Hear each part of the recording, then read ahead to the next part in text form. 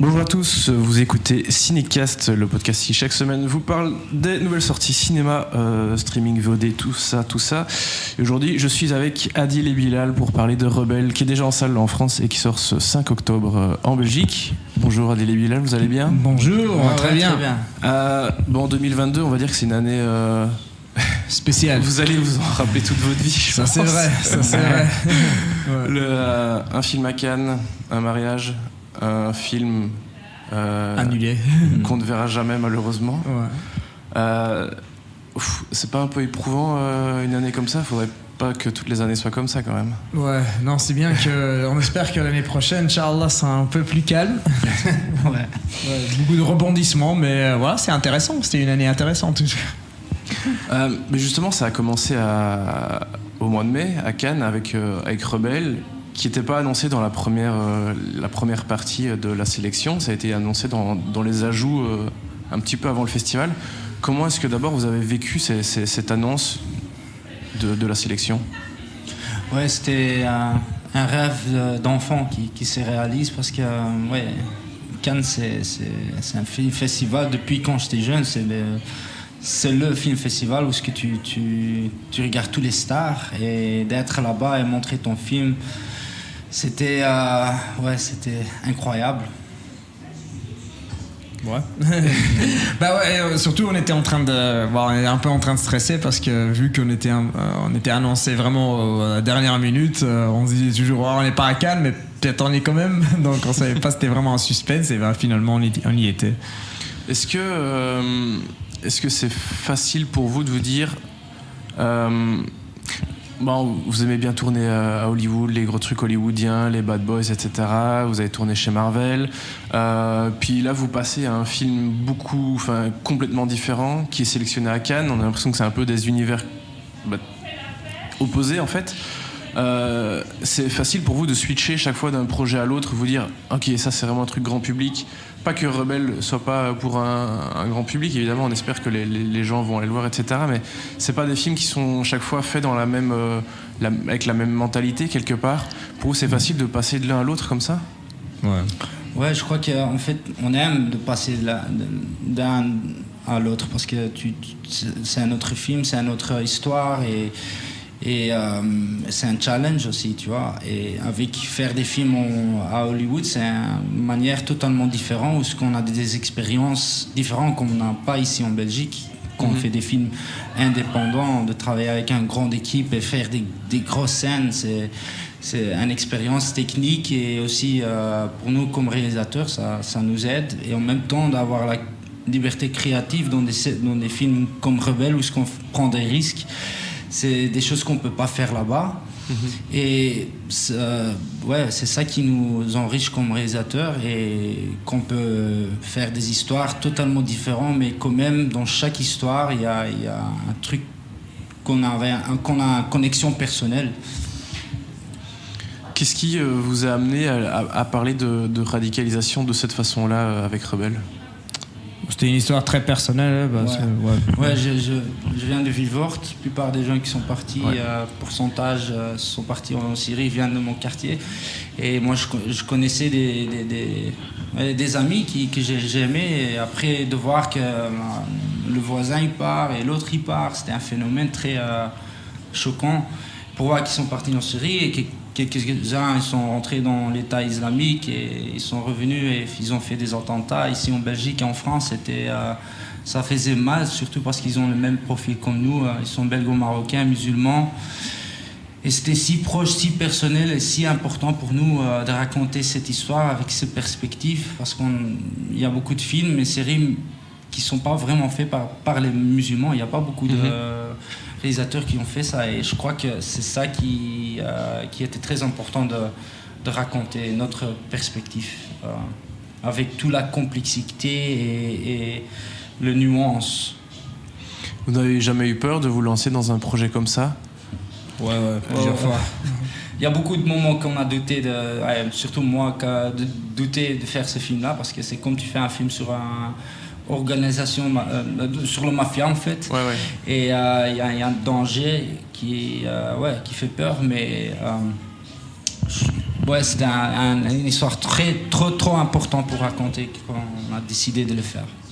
C'était quoi la partie la plus compliquée au niveau de l'écriture, justement? Parce qu'il fallait quand même être juste et dire ce que vous vouliez, mais il y a toujours un certain cadre à respecter aussi. Vous êtes, je suppose, mis certaines barrières aussi. Comment est-ce que vous avez géré la partie de l'écriture? C'était en fait du moment quand on était en train d'écrire le projet en 2013-2014, l'histoire était en train d'évoluer et de se dérouler, donc il fallait chaque fois prendre en compte de ce qui se passait sur le terrain et la réalité, parce qu'au départ c'est l'histoire de jeunes qui partent de la Belgique pour aller se battre en Syrie. Ils ne sont pas tous des djihadistes, il y en a bien sûr beaucoup qui sont des extrémistes, mais il y en a beaucoup qui partaient pour devenir des héros, pour protéger un peuple contre un dictateur qui les massacrait, un peu comme des gens qui voulaient partir maintenant en Ukraine récemment. Puis après, il y a la composante djihadiste, et ça devient l'extrémiste, ça devient Daesh. Puis après, il y a les attentats en France et en Belgique. Donc il fallait chaque fois changer l'histoire. Il y avait les enfants soldats aussi. Et c'était ça, il fallait toujours prendre en compte des nouvelles qu'on recevait pendant qu'on écrivait le film. Donc on s'est rendu compte qu'en fait, on était en train d'écrire un film historique. Ça a commencé en tant que film contemporain, et puis ça a évolué en film historique. Et c'est pour ça qu'on avait besoin de ce recul pour pouvoir être le plus juste possible à la réalité. Il y a une chose il y a eu quelques projets quand même, quelques films sur la radicalisation, mais il y a un aspect dont on parle peu et qui est fort présent ici dans le film, c'est la radicalisation des plus jeunes, avec le personnage joué par ton frère Adil. Ça n'a pas été un peu plus compliqué à aborder? Oui, parce que c'est très subtil en fait. Bien sûr, ils font usage de une interprétation radicale de la religion, mais ils jouent beaucoup sur les émotions. C'est vraiment très psychologique. Donc, il fallait essayer d'arriver à cette nuance et cette subtilité pour montrer que c'était pas aussi simpliste que ça. C'est pas on parle juste de l'islam et voilà, t'es radicalisé. Il fallait essayer de les attirer sur les sentiments. C'était souvent des recruteurs très charismatiques, pas vraiment des barbus en fait. C'était des gens qui donnaient une atmosphère de faire partie d'un groupe, d'un club, un peu un grand frère. Il y a ce manque, en tout cas, ce manque de père ou ce manque de grand frère qui n'est pas là, et ce recruteur, il prend la place de ce grand frère. Donc c'était ça. C'était un grand challenge déjà dans le scénario, parce qu'on va pouvoir, de façon réaliste, montrer l'évolution de la radicalisation. Dans Images et Black, et qui sont vos premiers films, ce sont des films avec quand même une certaine esthétique qu'on voyait assez peu en Belgique. Et ici, j'ai l'impression que vous avez amené le truc encore un peu plus loin, avec une dimension encore plus forte, un peu plus, je ne vais pas dire épique, mais voilà, il y a des grands plateaux avec des grandes scènes, il y a quand même des scènes de combat, il y a des scènes un peu plus imposantes.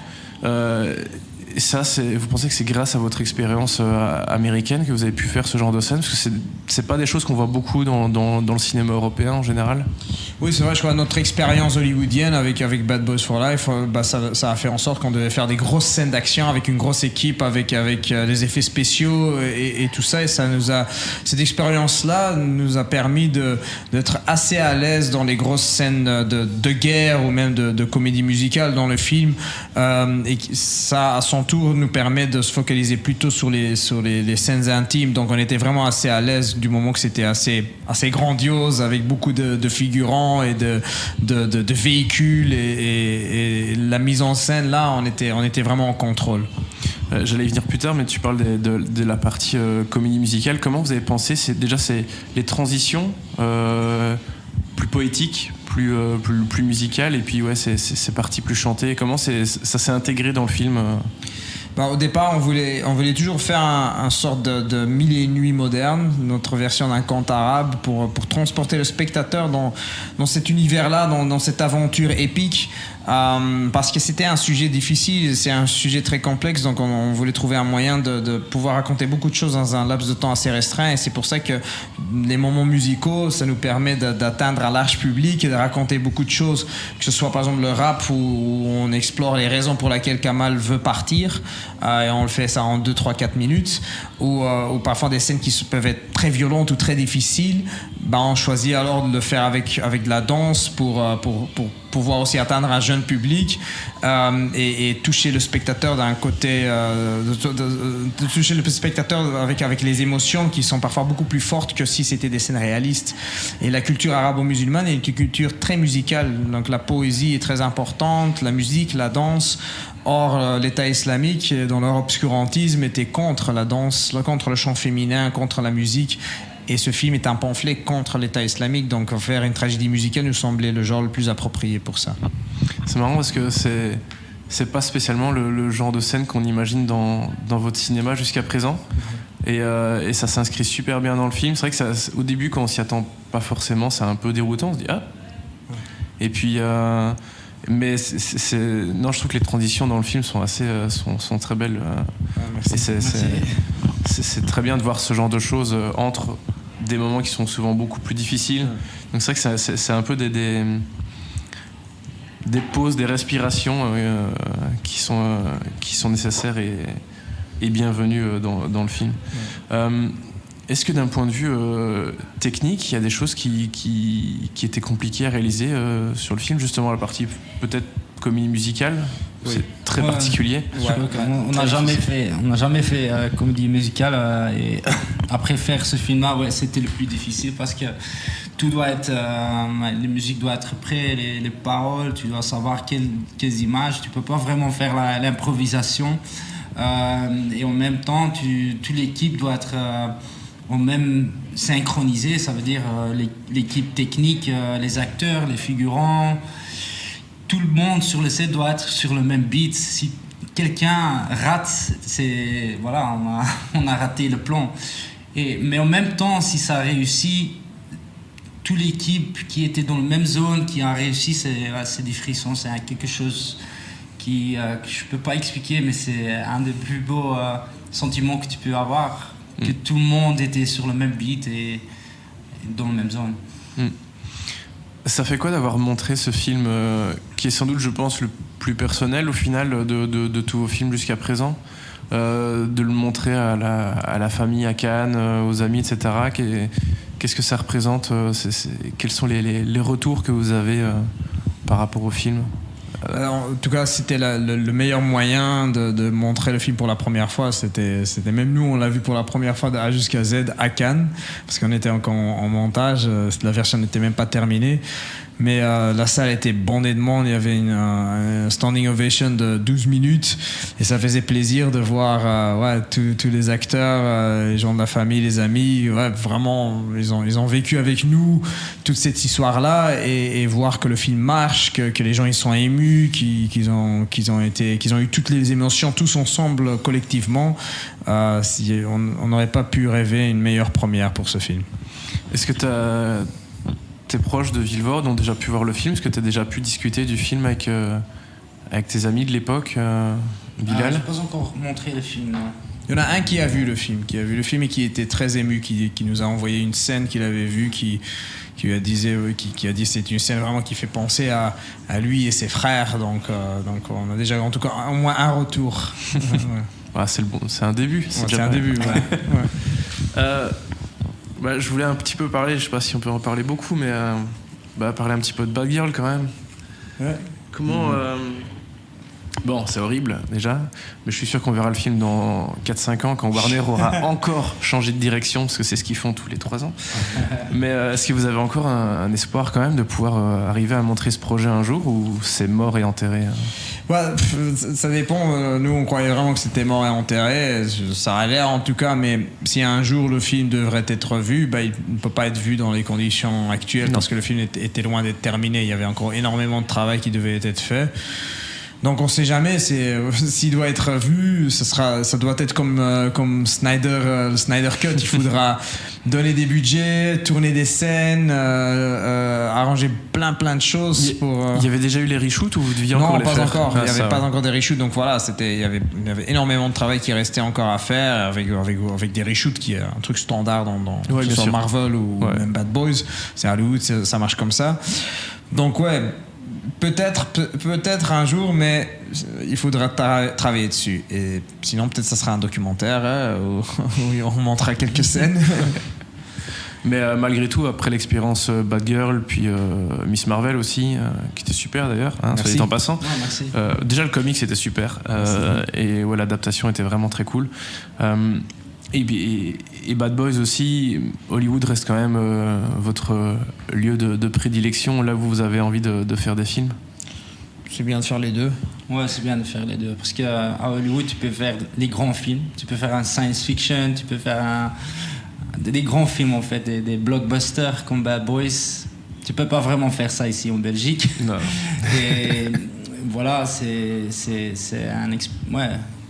des films qu'on veut faire, mais on veut faire des films là et ici en Belgique. C'est ça qui nous attire.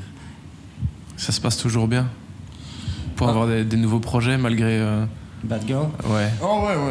Toujours. Ouais. Donc il y a des autres studios, donc nous on est disponible, mais en tout cas c'est bien qu'on peut se focaliser maintenant sur Rebelle et voilà, on verra ce qui viendra dans le futur. Bah merci beaucoup les gars. Merci à vous. Bonne merde pour la sortie le 5 octobre. Merci. Et bah la sortie française qui est le film est déjà dans les salles là, ça fait quoi, une semaine, 2 semaines, quelque chose comme ça, un peu plus. Ouais, depuis presque un mois donc. Ah ouais, déjà. Voilà, ouais. Super. Bah merci beaucoup. Merci à avec vous. plaisir. Peace.